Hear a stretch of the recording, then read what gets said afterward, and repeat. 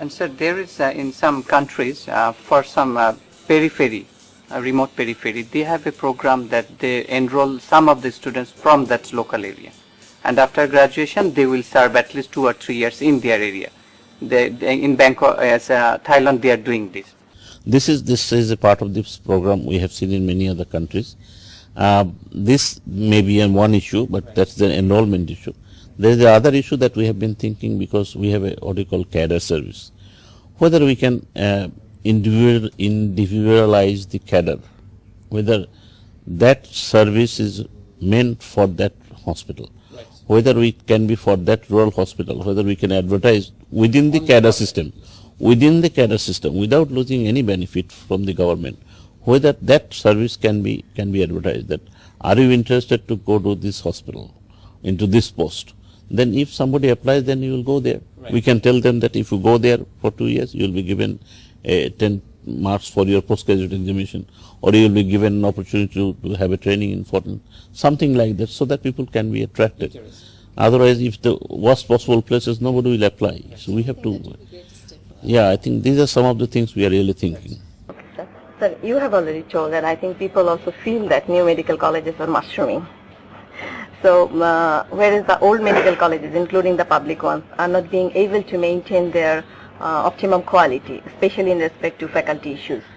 Our registering authority, that is Bangladesh Medical and Dental Council, is providing registration on the basis of university certificate and internship completion certificate. But the later, that means internship certificate, is being issued on no kind of assessment actually. Although there is not much noise, but widespread public and as well as professional perception is that the quality is not actually been standard.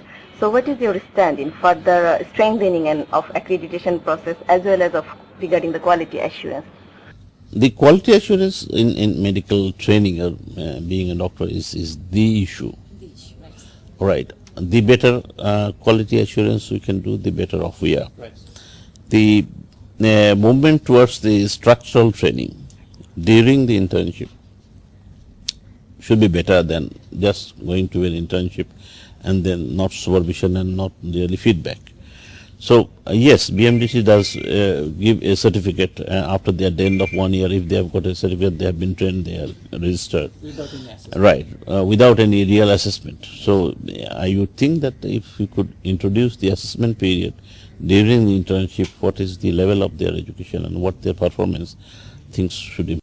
That means you were thinking of one national exit exam, like that kind of thing. Exam is a difficult part, whether at the end of we have done some MBBS assessment or whether there should be some overall assessment. There should be some overall assessment or some kind of portfolio, what you have done during this 1 year, what you have not done. So there should be some pressure for the from the top for the training. Thank you, sir. The last issue, you have already brought that issue that medical education is actually in some countries is looked after by the Ministry of Education, but in Bangladesh it is only dealt by Ministry of Health. In any way, whether it will be able, you will be able to collaborate with medical Ministry of Education. Do you think it is necessary or any role of Minister of Education here? During my studentship and during my teacher and now as a manager in the health system, I have not seen any conflict in the medical education that we are managing it and the medical and not the education ministry is not managing it. So as of now, I would say I don't see any conflict in the system that we are doing. But there is no harm in the places where they have been looked after by the education ministry. So long it's done properly, right. So long somebody is doing properly, the education is looked after properly, I think probably this is better.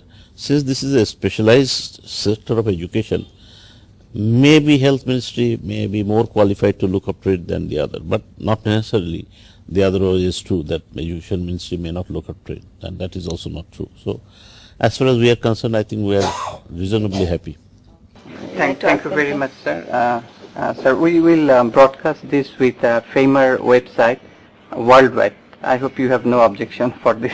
No, I don't see any objection. That's fine. That's okay. I'd love to I would like to thank everybody in the FAIMER who have been looking forward to this website. So you have a talk with Bill Burdick. He is Vice President of FAIMER.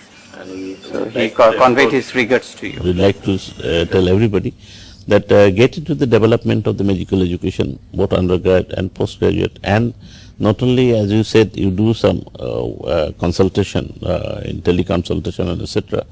I would say that not only between you 4 or 5 or 6, or I don't know whether you bring some other people, right? But whether you can even normal interested other doctors can take part into this discussion or not, that would be more interesting for me, even if they are not sort of enrolled fellow. Anyone can enter with the protocol. I think they have need pass or something.